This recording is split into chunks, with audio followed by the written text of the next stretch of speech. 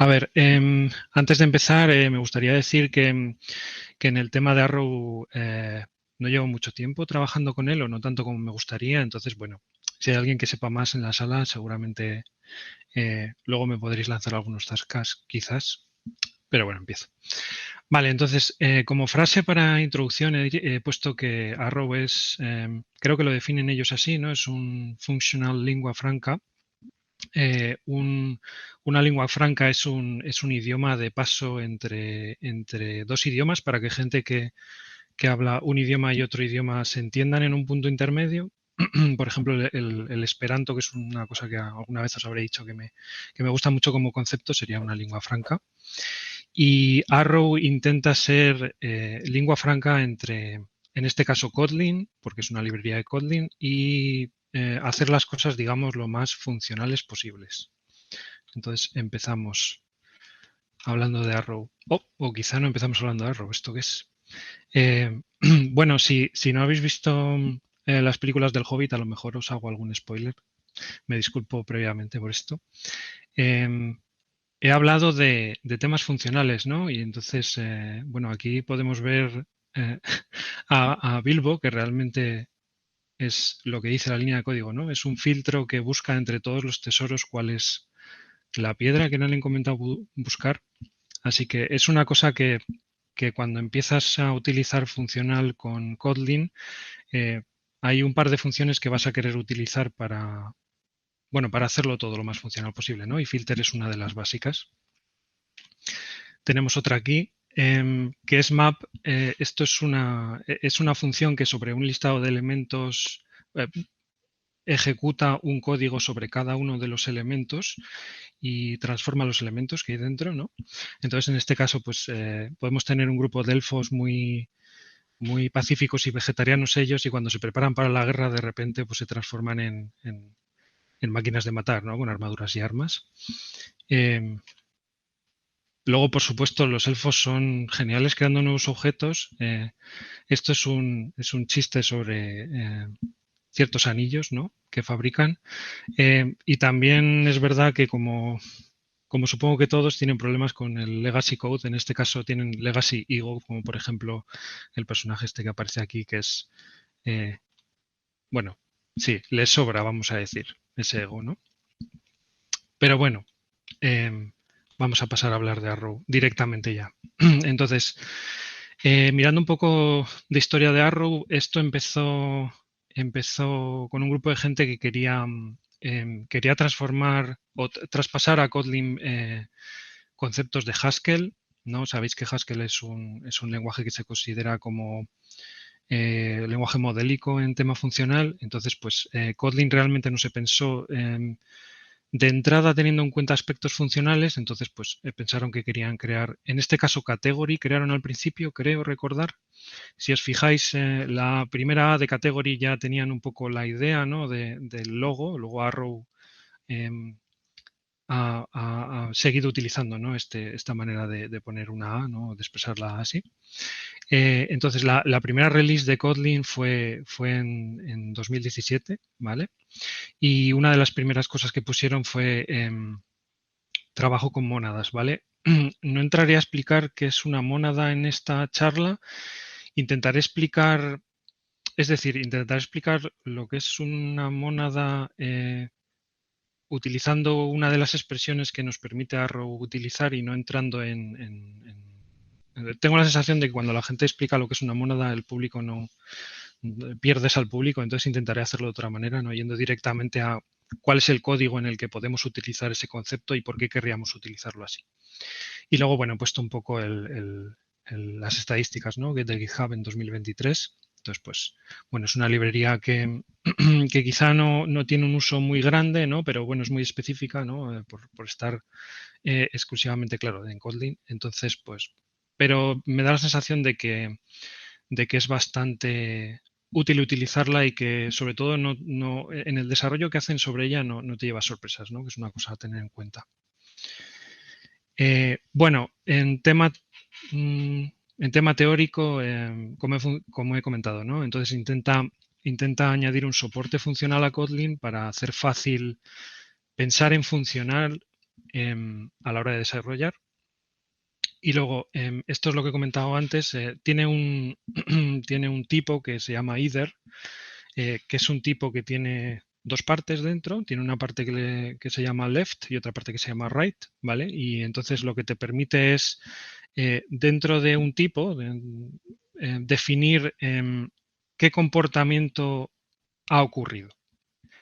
Puede haber sido, si tengo una función, por ejemplo, que puede fallar o ir bien, ¿no? Que suele ser lo usual, entonces puedo insertar lo que me devuelve esa solución en uno de los lados de este either, en este caso sería el right, o en caso de que haya habido un error, puedo insertar en este either qué tipo de error ha ido o simplemente que con el hecho de estar de ir por ese camino ya sabemos que ha habido un error, ¿no?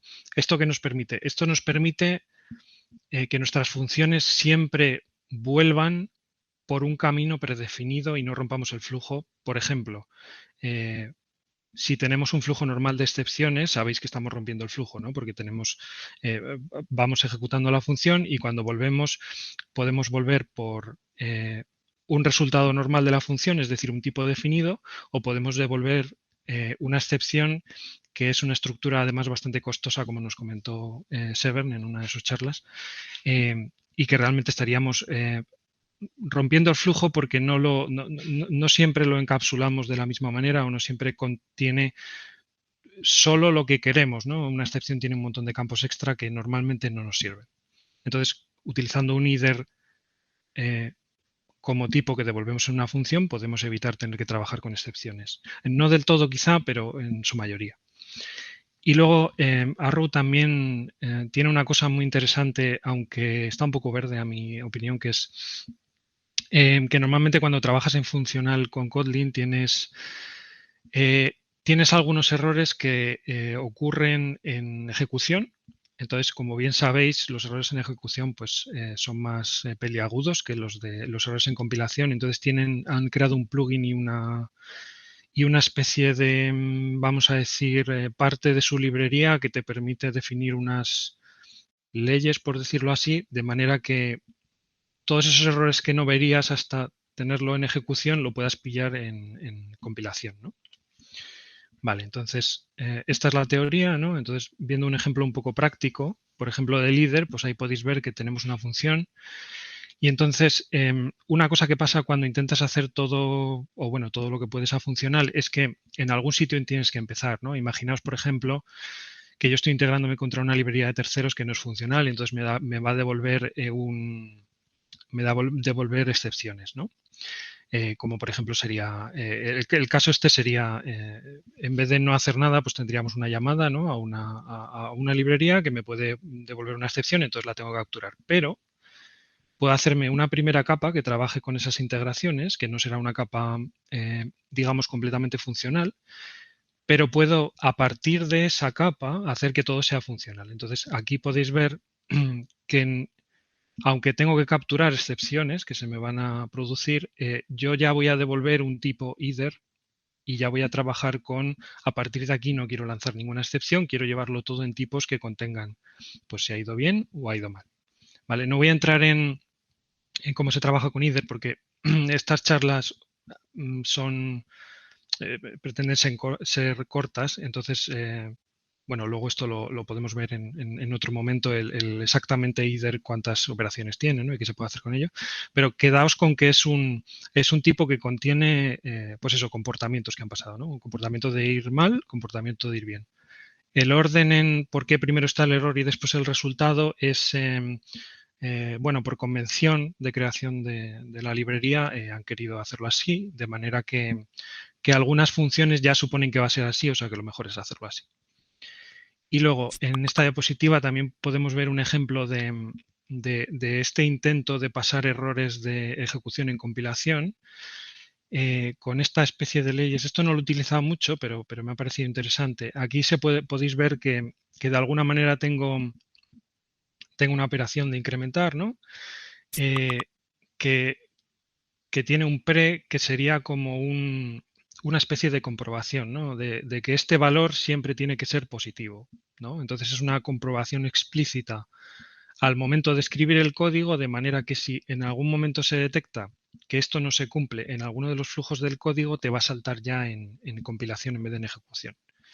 Y abajo podemos tener una que es una regla de post-valor, ¿no? La primera es, antes de hacer la operación, quiero comprobar, y la segunda, por cómo lo he entendido yo, es una vez los valores están guardados en el objeto en sí, quiero comprobar a posteriori si efectivamente, pues en este caso, pues la primera si el resultado es 1 y la primera si esto contiene un número positivo, ¿no? Vale, continuamos. Luego,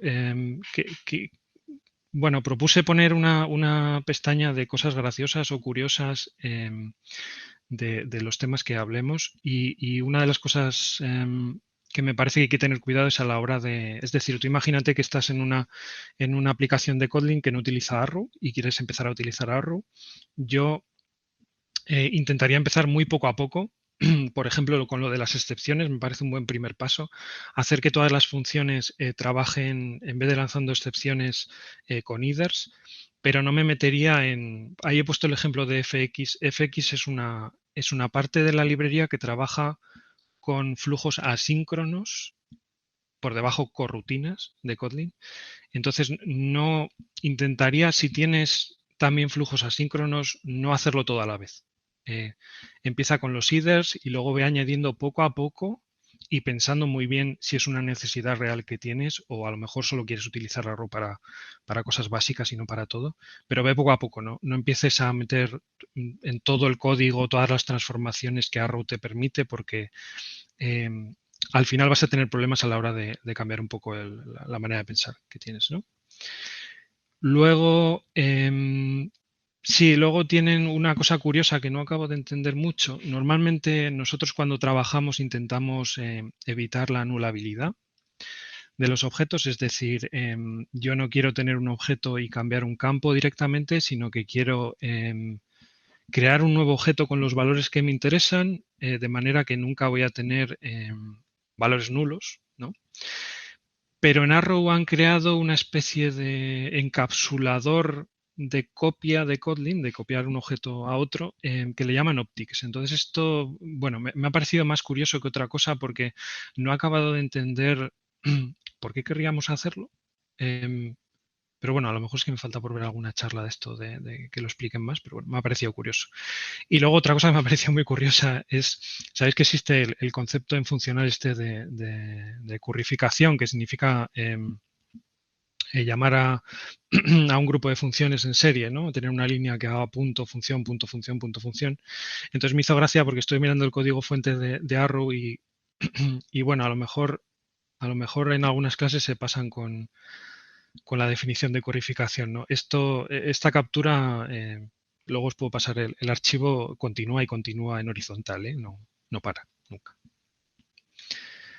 Vale, y como son charlas cortas, ya terminando, queríamos intentar hacer un análisis de cada herramienta, ¿no?, que expliquemos, pensando también un poco en el sonar, ¿no? Y también un poco la opinión personal de la persona que está, ¿no?, explicando. Entonces, mi opinión personal, después de haberla utilizado pues unos meses, considero que es muy útil, me gusta mucho, y además me gusta mucho para aprender funcional, que es una cosa, bueno, que es algo que es lo que estaba haciendo. Y sobre todo si trabajas con Kotlin, me parece que deberías echarle un ojo. No sé si usarla, porque eso dependerá del proyecto, ¿no? El tiempo y también un poco la cabeza, ¿no?, que tenga cada uno, pero me parece que está muy bien. Como libros recomendados, bueno, estas diapositivas luego las pondré públicas, entonces pues lo podéis ver, pero Functional Programming in Kotlin es un libro que me ha recomendado gente que lleva más tiempo utilizando Arrow y funcional, y entonces lo recomiendo. Luego he puesto el enlace de la librería, de la web de la librería. Y luego también, también si buscáis en YouTube Kotlin Conf Arrow, veréis algunas charlas de los creadores y gente que utiliza la librería bastante chulas. Entonces, Sobre lo que opino de la librería en sí, creo que la madurez está definida. Teníamos como una definición de madurez que podía ser optimizado. Como no he acabado de entender algunas cosillas de Optics y Analytics, es como que veo que a lo mejor aún bailan un poco esos conceptos. Para mí está definido que no optimizado. Cuando esas dos me cuadren mucho más, entonces diré que está optimizado. Y luego sobre la evaluación, creo que está adaptado. De hecho, en el cliente en el que estoy, bueno, Mango, en el equipo de pagos, además, que es un contexto sensible, se lleva utilizando bastante tiempo y día tras día va como un tiro, vamos, no tiene problema. Y las personas del equipo que no la utilizan, por cómo se utiliza, lo pillan fácil, o sea que me parece que está completamente adaptada. Y luego, como último, ya por terminar, esto a lo mejor es un poco spoiler, aquí mi amigo Randy McRandomDev puede utilizar Arrow para destruir las fundaciones del código imperativo de los proyectos en los que está, ¿no? Como Bardo mata a Smaug, pero sobre todo recordad no destruir ciudades en el proceso. Y esa es un poco la charla.